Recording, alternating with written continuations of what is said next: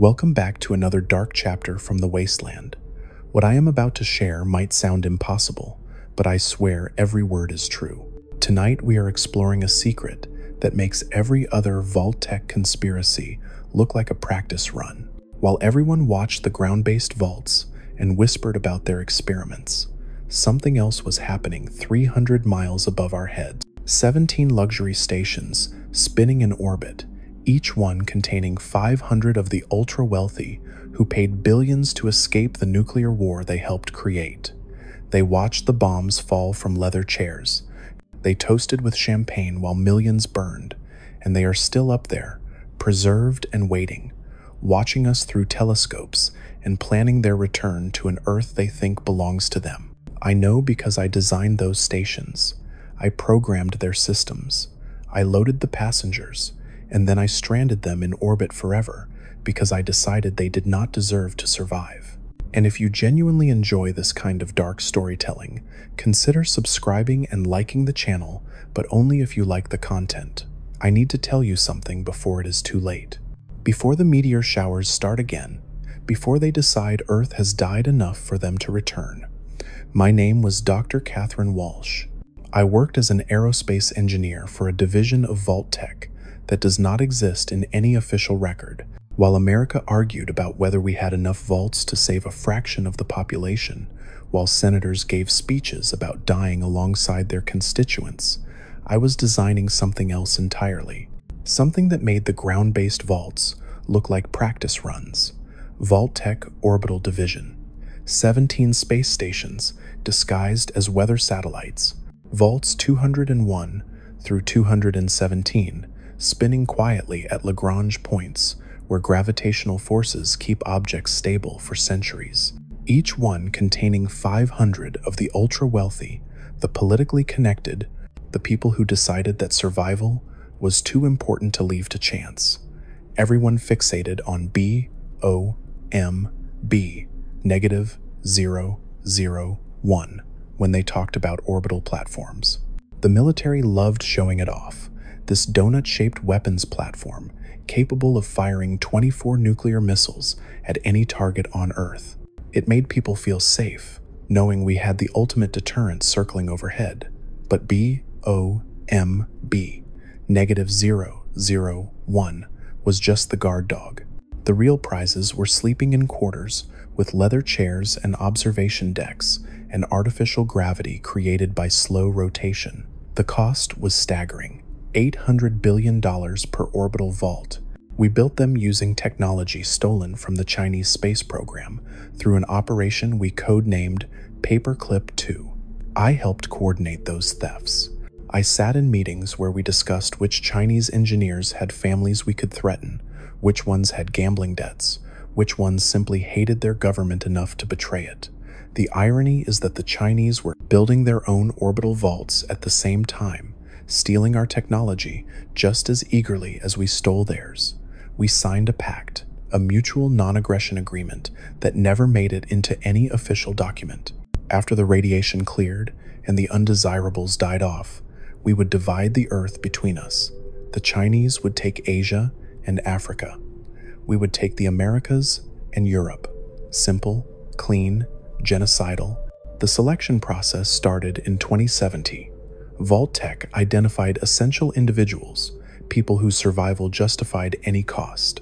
Then, they engineered deaths, car accidents, sudden illnesses, house fires. Each victim was replaced with a surgically altered body double, someone who looked close enough to pass casual inspection. The originals went to space. Senator Hayes told his district he would die defending America. His constituents wept at his patriotism. I personally oversaw loading him into a cryogenic pod aboard a Delta IX rocket on October 15th, 2077. The manifest listed agricultural supplies. The cargo bay contained 300 government officials in suspended animation, their vital signs monitored by computers that would keep them frozen until conditions on Earth met acceptable parameters. He is still up there. Vault 209, 200 years in orbit, waiting for background radiation to drop below 0.5 Roentgens and for all undesirable populations to become extinct. The re-entry vehicle sits ready, programmed to land only when those two conditions are met. I wrote that code myself. My husband never knew. Every time I told him I had satellite maintenance trips, I was actually taking supply runs to Vault 211. By 2076, the CEOs of 15 major corporations were already living there full-time. They had offices with views of Earth. They held board meetings while watching the planet spin below them. They made quarterly reports about divisions and subsidiaries that would not exist for another 2 centuries, planning for a future where they owned everything because everyone else was dead. What do you think really happened here? Drop your thoughts in the comments, because what I am about to tell you gets darker still. Each orbital vault had nuclear reactors designed to last 1,000 years. The engineering was beautiful in its way. We used breeder reactor technology that could sustain itself longer than any civilization in human history. The waste heat drove turbines that created the rotation for artificial gravity. Nothing was wasted. Everything served multiple purposes. The living quarters were sterile and white, beds that folded into walls, kitchens designed for efficiency rather than comfort. But the entertainment systems, those were something else. Every film ever made, every book ever written, every song ever recorded, all of it digitized and available at the touch of a button. Except we edited the libraries. No war films, no poverty documentaries, no stories about suffering or human cruelty. They were crafting a culture with no concept of darkness, no understanding of what humanity had done to itself. The children growing up in those vaults were being educated with a completely fabricated history where their families were heroes who ascended to watch over Earth's renewal rather than cowards who paid to escape the consequences of their choices. The observation decks were the worst part. Comfortable leather chairs arranged in rows like a theater, floor-to-ceiling windows showing the curve of the Earth. On October 23, 2077, they watched the bombs fall from those chairs. They watched the flash of nuclear detonations turn night to day across entire continents. They watched the mushroom clouds bloom like toxic flowers over cities where millions died in seconds, and they sipped champagne. I know because I reviewed the video logs during construction. They held a party on Vault 201 when the first missile struck Washington, D.C. They toasted to new beginnings while 40 million people burned. The president spent the entire war in Vault 201. His secret bunker in the mountains was empty, just a decoy for the masses. He broadcasted pre-recorded messages from orbit, speeches about sacrifice and duty and American strength, all while sitting in zero gravity and watching the country he swore to protect turn to radioactive ash. Every reassuring word was a lie recorded months before the war began, but Vault 201 was not even the darkest of them. That distinction belonged to Vault 207. I discovered what they were doing in 2075 when I had to verify the life support systems. Vault 207 contained a complete genetic laboratory. They were creating perfect humans using DNA samples from history's greatest minds and athletes. The storage banks contained genetic material from Einstein, from Tesla, from Olympic champions and chess grandmasters and artists whose work had defined centuries. They were building a new humanity, one without the flaws that led to war, one without aggression or greed, or any of the messy emotions that made us destroy ourselves. They were planning to populate the cleaned earth with designer people who would never repeat our mistakes because we would edit those mistakes out of their genes before they were born. I asked the project director if he understood what he was creating. He told me I lacked vision.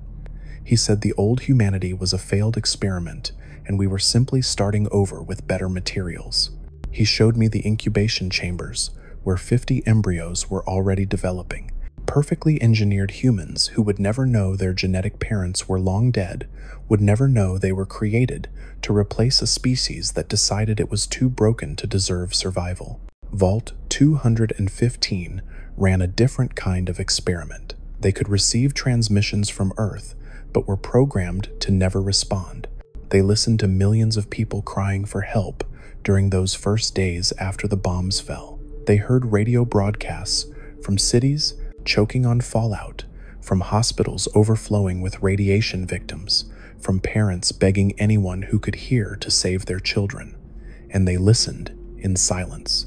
The psychological experiment was simple. Could they resist the urge to respond? Could they maintain their isolation while hearing the world die? Every transmission was recorded for later analysis. Every cry for help was noted in a database. The Orbital Vault residents were instructed to treat it as entertainment, a reminder of what they had escaped, a justification for why they deserved to survive while others did not. If you have ever wondered what choice you would make in a situation like this, tell me in the comments, because my choice was coming, and it would define everything that followed. The medical bays were stocked with more than healing supplies. Each orbital vault contained diseases in stasis: smallpox, bubonic plague, enhanced flu strains designed to be 60% lethal. They were not there by accident. They were part of the plan. Before the vault dwellers returned to Earth, they would deploy these diseases to cleanse the planet of any survivors. Anyone who lived through the nuclear war would face one final culling, a biological weapon to ensure only the preserved elite would inherit the future. I read the protocols. I signed off on the storage requirements. I helped engineer chambers that would keep those pathogens viable for centuries. The defense systems I programmed would destroy any spacecraft trying to reach the orbital vaults from Earth. We installed automated weapons platforms around each station. If ground-based survivors somehow developed rocket technology, if they managed to launch a rescue mission or an attack, the platforms would vaporize them before they got within 100,000 kilometers. We were condemning surface survivors to their fate, ensuring they could never reach safety, guaranteeing that only the people who paid for orbital vault spaces would survive long enough to reclaim the planet. October 15th, 2077 was supposed to be the final launch window, 8 days before the bombs fell. We loaded Vault 208 with 400 Vault-Tec executives, senior management, the people who designed the experiments for the ground-based vaults, the ones who decided which populations would be sterilized, which would be exposed to FEV, which would be locked in forever as control groups. I sabotaged the navigation system, nothing dramatic, just a small error in the orbital insertion calculations. Instead of stable orbit, Vault 208 went spinning into deep space.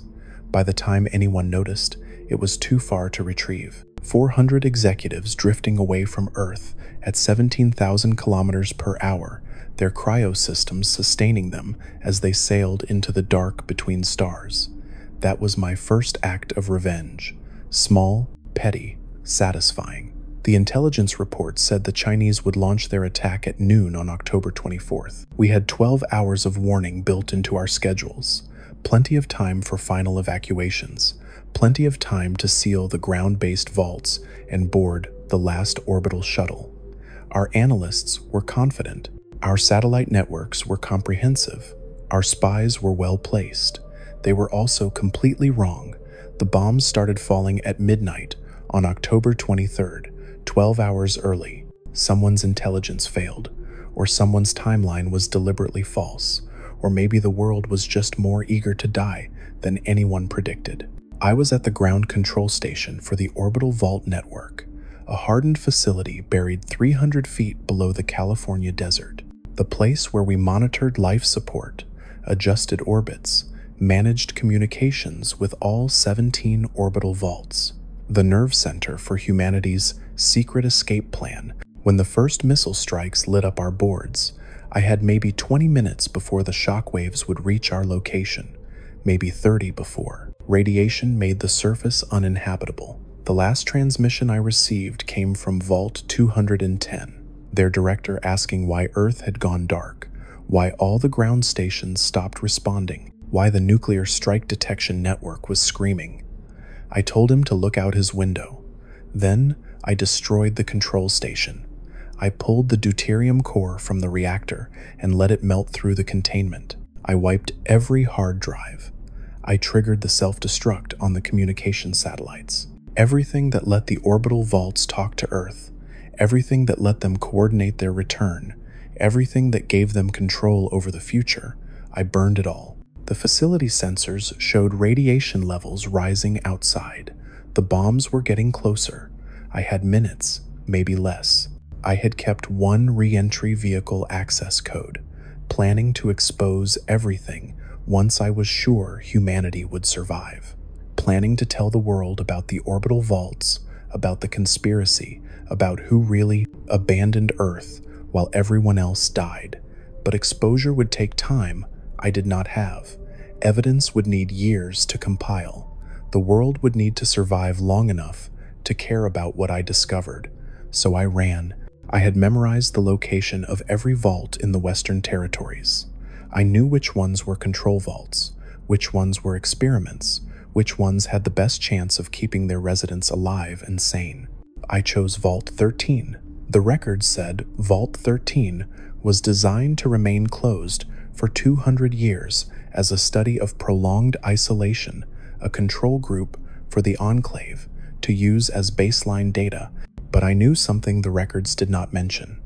I knew the water chip was defective. During construction in 2068, I had reviewed the specifications for every critical component in the Western vaults. Vault 13's water purification chip had a microscopic flaw in its polymer sealant, nothing that would cause immediate failure, just a slow degradation that would become critical in about 80 to 90 years. The overseer would have no choice but to send someone outside. The experiment would break, and when it broke, I would have my chance to tell someone what I knew, someone who survived, someone who could carry the truth forward. I reached Vault 13 with radiation alarms screaming in my hazard suit. The blast door was still open. People were crowding through, families clutching children, old people being helped down the entrance stairs. The Vault-Tec representative was scanning identification cards, checking people against the reservation list, his voice crackling through a radiation mask as he told late arrivals there was no more room. I pulled my identification badge, Senior Engineer, Orbital Division, Security Clearance Level 9. He looked at it, looked at me, and waved me through without a word. There were procedures for high-level Vault-Tec employees, emergency protocols that guaranteed us spaces regardless of civilian reservations. I was using the same system that put senators in orbit to steal a spot meant for some family that paid everything they had for safety.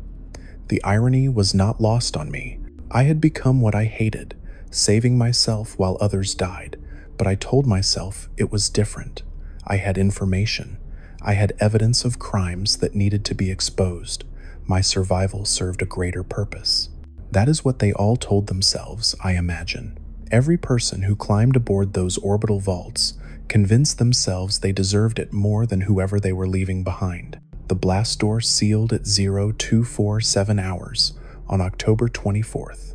I felt the hydraulics engage, heard the locking mechanisms slide into place, 4 yards of solid steel between us and the end of the world. The overhead lights flickered as the nuclear detonations created electromagnetic pulses that rattled our electrical systems. Someone was crying in the corner. A child was asking their mother why the walls were shaking. I said nothing. I found an empty bunk, and I lay down and I waited for the planet to finish dying. The first year underground was chaos. People adjusting to recycled air and rationed water, and the knowledge that everything they knew was gone. The overseer, a man named Jacqueline, maintained order through strict schedules and carefully controlled information. He told us the surface was uninhabitable. He told us we had to trust the Vault-Tec systems.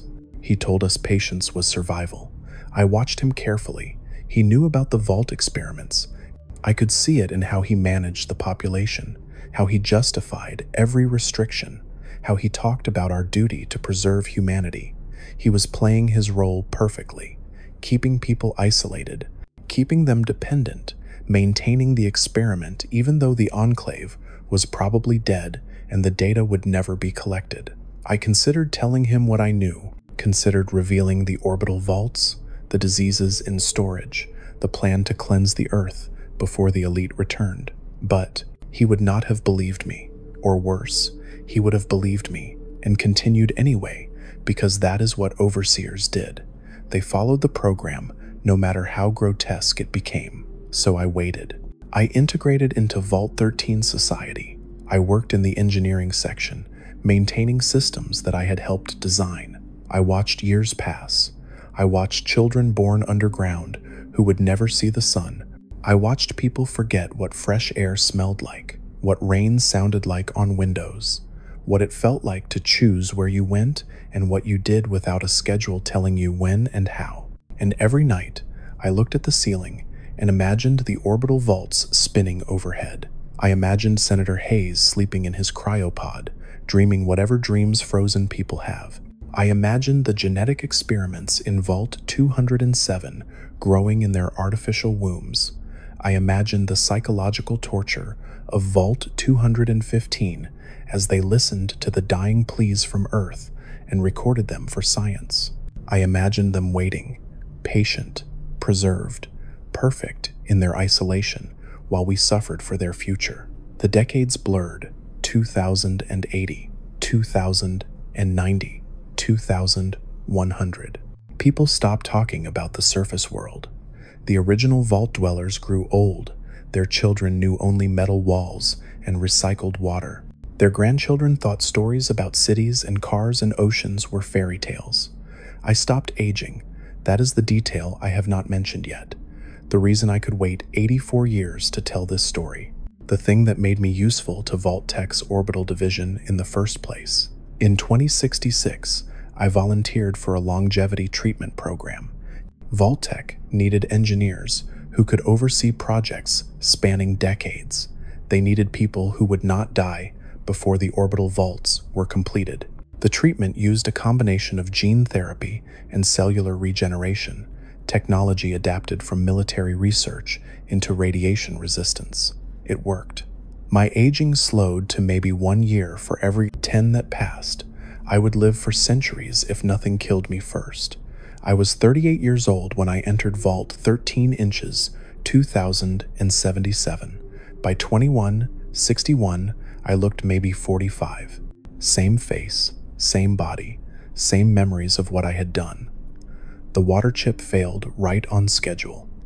2161, December, 84 years after the bombs fell. The overseer called an emergency meeting. He explained the situation calmly. The water purification system was failing. Without a replacement chip, everyone in Vault 13 would die of thirst within months. He needed a volunteer to go outside and find a replacement.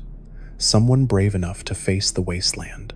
Someone expendable enough that their loss would not cripple the Vault's operations. I volunteered immediately, not because I was brave, not because I was expendable, but because this was what I had waited 84 years to do. This was my chance to see what survived. My chance to find out if humanity on the surface had rebuilt anything worth saving. My chance to discover if the orbital vaults were still up there, still waiting, still planning their return. Jacorin looked at me with something close to relief. An older woman volunteering meant he did not have to send someone young. It meant he did not have to risk someone with a future. He gave me the Pip-Boy navigation computer. He gave me a vault suit and a small pistol and some caps for trading. He told me to find Vault 8 or Vault 15, check their inventory for spare parts, and return within a certain time frame. He did not expect me to succeed. I could see it in his eyes. He was sending me to die so he could tell everyone he tried everything possible. He was maintaining the appearance of leadership while quietly accepting that Vault 13's experiment was ending exactly as designed. I smiled and thanked him and walked through the blast door into the wasteland. The sun was too bright. The air was too thin. The radiation detector on my Pip-Boy clicked steadily, measuring rads that would kill an unprotected person in days. But I had my longevity treatment. I had cellular regeneration that could handle background radiation better than normal humans. I would survive longer than Jacorin calculated. The landscape was exactly as broken as I feared, and not quite as dead as I hoped. Ruins of buildings, scattered vegetation struggling through contaminated soil, and people, survivors, communities that grew from the ashes. They were sick and mutated and desperate, but they were alive. I found Vault 15 first. It was empty, raided. The residents scattered after their own experiment fell apart. No water chip. I found Shady Sands, a small settlement of vault dwellers who left their shelter and learned to farm. I found the Hub, a trading post built from scrap metal and hope. I found Necropolis, where the ghouls lived, people transformed by radiation into something that could not die, but could not truly live. And I found proof that humanity was rebuilding, slowly, painfully, without any help from the people who had abandoned them. Every meteor shower, I watched the sky. Every shooting star might have been debris from the orbital vaults. Every bright streak might have been equipment failures, or it might have been the first reconnaissance probes sent down to test if Earth was ready for their return. I found the water chip in Necropolis. The ghouls there had preserved Vault 12 systems, even though their vault door was designed to fail. It was another experiment, testing how humans would react to gradual radiation exposure. The answer was that they became ghouls and survived anyway, despite Vault-Tec's best efforts to kill them. I could have returned to Vault 13 immediately. The Overseer expected me in 150 days. I had the chip in 73, but I kept exploring. I needed to know more. I needed to understand what this world had become. I found the Master and his super mutants. I found the Brotherhood of Steel hiding in their bunker. I found people building new civilizations on top of the old world's corpse. They did not need the orbital vault dwellers. They did not need genetic engineering or preserved wealth or clean DNA. They needed to be left alone to build something different. That is when I made my final choice. The choice I knew I would have to make since the moment I destroyed the ground control station. The choice that would determine whether the orbital vaults ever came home. I kept the re-entry codes for all 17 orbital stations. They were encrypted in my Pip-Boy, disguised as random data strings. If I wanted to, I could broadcast those codes. I could call the orbital vaults down. I could tell them Earth was ready for their return. Or I could let them stay up there, orbiting, waiting, growing old, even with their life extension technology, watching the planet through their telescopes and seeing that humanity rebuilt without them. If this story has kept you listening this far, and you want more of these dark confessions from the Wasteland, hit that subscribe button. It tells me someone out there is still paying attention to warnings like these, because the story is not over, not even close. And what I am about to tell you in the final part will explain why you need to worry about every meteor you see falling, why you need to ask yourself what is really up there in the dark, why you need to understand that some threats do not come from the Wasteland or the vaults or the mutants. Some threats come from above, spinning in the silence, waiting for permission that they will never receive from me. I returned to Vault 13 with the water chip on day 147. Jacorin was surprised to see me alive. He was more surprised that I had succeeded. He thanked me in front of everyone, called me a hero, gave me time to rest before asking for a detailed report. Then he exiled me. He said I was too changed by the outside world, that I would make others want to leave, that I was a threat to Vault stability. He was protecting the experiment, even though the people who designed it were dead or scattered. He was following protocols because protocols were all he had left. I did not argue. I had seen enough of Vault 13 to know it was dying anyway. The isolation experiment was breaking. People were already talking about leaving. Within a generation, that vault would be empty, its residents either dead or integrated into surface communities. The overseer was executing his duty perfectly while failing to understand that his duty no longer mattered. I wandered the wasteland for years after that. I watched the new California Republic form from scattered settlements. I watched them build roads and establish trade routes and create something that looked almost like civilization. I watched them succeed where the Enclave failed, where Vault-Tec failed, where every pre-war institution failed. They built a future without permission from anyone, and every night I checked my Pip-Boy. The encrypted data strings still contained the re-entry codes for Vaults 201 through 217, all 17 orbital stations, all 8,500 preserved humans waiting for their chance to inherit the Earth. I could call them down. I could tell them the surface was habitable. I could give them their planned paradise. But I had seen what the surface populations built. They were mutated and scarred and sick, but they were free. They made their own choices. They built societies based on cooperation rather than preserved privilege.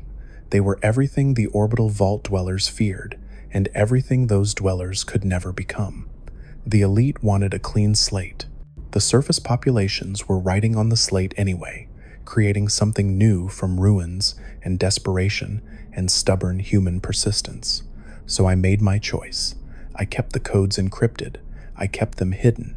I let the orbital vaults spin in silence. But I underestimated one thing. I underestimated how long their supplies would last, how well their engineering would hold up, how desperately they would want to come home. Vault 209 was the first to fail. Senator Hayes and his 300 government officials, their cryosystems developed a cascade error in 2198, 121 years in orbit. The pods began thawing randomly. Life support could not handle 300 people waking up simultaneously. They suffocated over the course of 18 hours. I know because I intercepted their distress signal. They were calling for help, calling for the ground control station that I destroyed, calling for rescue that would never come. Their last transmission was Senator Hayes reading the names of everyone who died, his voice calm and official even as he choked on carbon dioxide, maintaining his political composure until the very end. I recorded it. I have it stored in my Pip-Boy. Sometimes I listen to it to remind myself why I made the choices I made. Vault 207, the genetic laboratory, went next. 214. The artificial wombs sustained the designer humans for 137 years, but eventually the nutrient supplies degraded. The 50 perfect humans died before they were born. The project director's last log entry talked about how close they were to completion, how the new humanity was just years away from viability, how their sacrifice would not be in vain. He did not understand that his sacrifice was completely in vain because no one on the surface wanted his perfect humans. We already had humans. Imperfect, stubborn, beautiful humans who built civilizations despite every disadvantage. Vault 215 lasted until 2231, the psychological experiment station. They listened to Earth for 154 years before their reactor started failing. Their final transmission was not a distress call. It was a confession. The director admitted they had been sending signals to Earth for decades, trying to get responses, trying to connect with the surface populations they were supposed to ignore. No one answered because I had destroyed the communication network. They died thinking they were being deliberately ignored as part of some larger experiment they could not understand. They died believing their isolation served a purpose. It did not. It never did. The Enclave was scattered. The Vault-Tec executives were spinning into deep space. The grand plan was dead before the bombs finished falling. Everything that happened in those orbital vaults happened for nothing. By 2250, 12 of the 17 orbital vaults had failed. Reactor malfunctions, life support breakdowns, accidents, suicides, murder when people realized they were trapped in orbit forever, with no way home and no one coming to save them. 5 remained operational. Vaults 201, 203, 208, 211, and 213 still spinning, still waiting, still watching Earth through their telescopes and seeing a world that rebuilt without them. I am telling you this now because something changed, something that makes me think my silence might have been temporary rather than permanent. 3 months ago, I detected a new signal, not from the orbital vaults, from something else, something further out. The frequency matched Chinese engineering. The encryption matched their space program protocols. The Chinese orbital vaults are still up there too, and they are preparing to return. I decrypted part of their transmission using old codes from Paperclip 2. They have been watching the same Earth I have been watching. They have seen the new California Republic expand. They have seen Brotherhood of Steel technology advancing. They have seen humanity rebuilding, and they have decided that Earth is ready, not for the surface populations, for them, for the preserved Chinese elite, who waited just as patiently as our preserved American elite.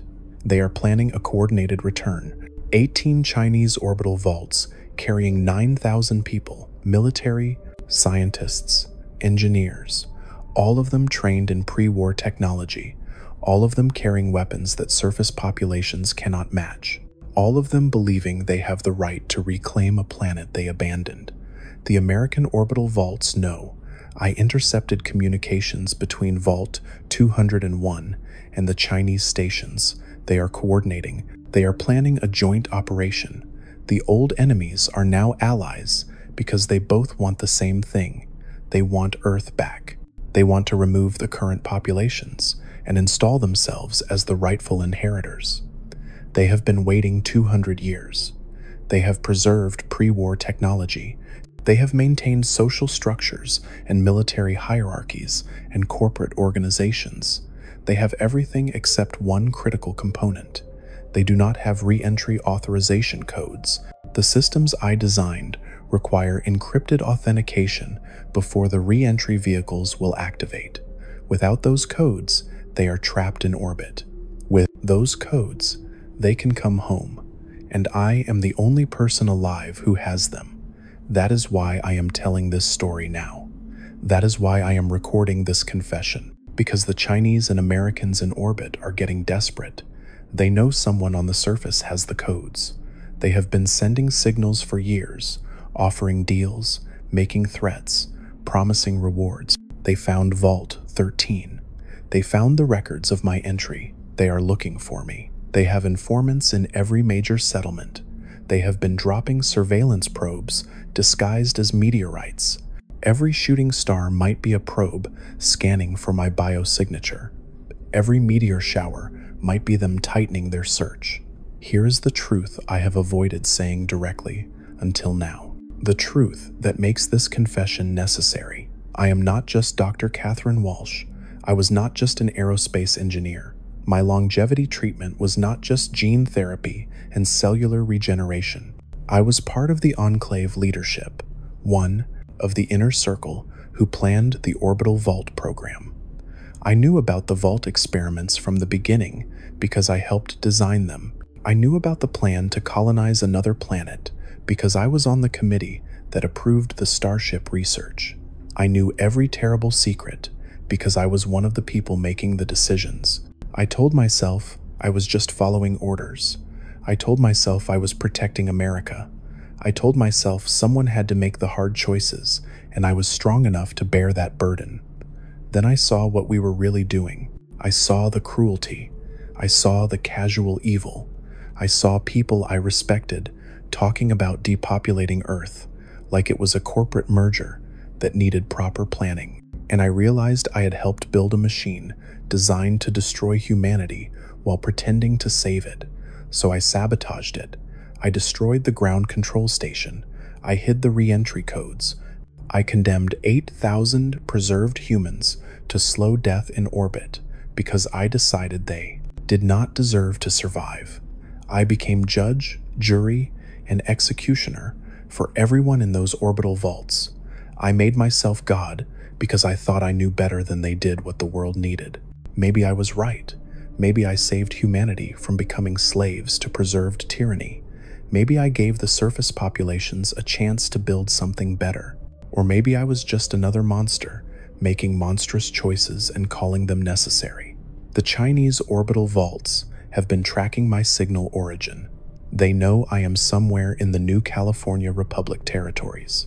They will find me eventually. When they do, they will take the codes by force. They will return to Earth with their 18 stations and their 9,000 trained soldiers and their pre-war weapons, and they will try to reclaim a planet that belongs to someone else. Now, unless I do something first, I have 3 options. I can destroy the codes completely. I can broadcast them and let everyone come down at once, Americans and Chinese together, and let the surface populations deal with the invasion. Or I can activate the self-destruct systems I installed in every orbital vault when I built them. Yes, self-destruct, 1 command, 1 encrypted signal, all 5 remaining American vaults and all 18 Chinese vaults would detonate their reactors. 4,700 humans would die instantly. The debris would rain down for weeks, but the threat would be gone forever. I have thought about this for decades. I have considered every angle. I have asked myself, what gives me the right to make this choice? The answer is simple. Nothing gives me the right, but someone has to choose, and I am the only one who can. Tomorrow, I am going to climb to the highest point I can find. I am going to broadcast one final message to every orbital vault, American and Chinese. I am going to tell them what happened to their ground control stations, why they have been stranded, why no one is coming to save to them. And then I am going to give them a choice. They can accept that Earth has moved on without them. They can stay in orbit until their systems fail naturally. They can die with dignity, knowing they gave the surface populations a chance to build something different. Or they can force me to activate the self-destruct. They can make me commit mass murder to protect a world that might not even want my protection.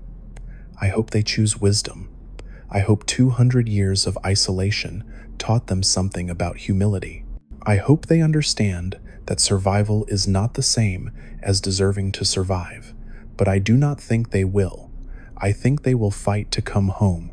I think they will activate military systems and weapons platforms and contingency plans that I did not know about. I think they will make me prove that I meant what I said when I stranded them in orbit. So if you see meteor showers tomorrow night, remember this story. Remember that every streak of light might be debris from an own-light orbital vault. Remember that humans lived up there for 2 centuries, preserved and waiting, convinced they deserved to inherit the Earth. Remember that someone decided they were wrong, and remember that the person who made that decision is no better than they are. I am a mass murderer hiding behind noble justifications. I am a war criminal who never faced trial. I am the last remnant of the Enclave, the organization that designed humanity's extinction. The only difference between them and me is that I failed at my mission and called it success. The meteor showers will be beautiful tonight. Watch them closely. Each one might be a vault detonating. Each one might be a life ending. Each one might be proof that monsters sometimes do the right thing for the wrong reasons. Or maybe I will not activate the self-destruct. Maybe I will lose my nerve. Maybe I will decide that 4,700 lives are worth more than my fear of what they might do to the surface populations. That is the terrible thing about being the person with the codes. Every day I do not use them. I am making a choice. Every day I keep them hidden. I am judging thousands of preserved humans as unworthy of survival. Every day I wait. More orbital systems fail, and more people die slowly instead of quickly. There are no good choices. There are only choices that lead to different kinds of death.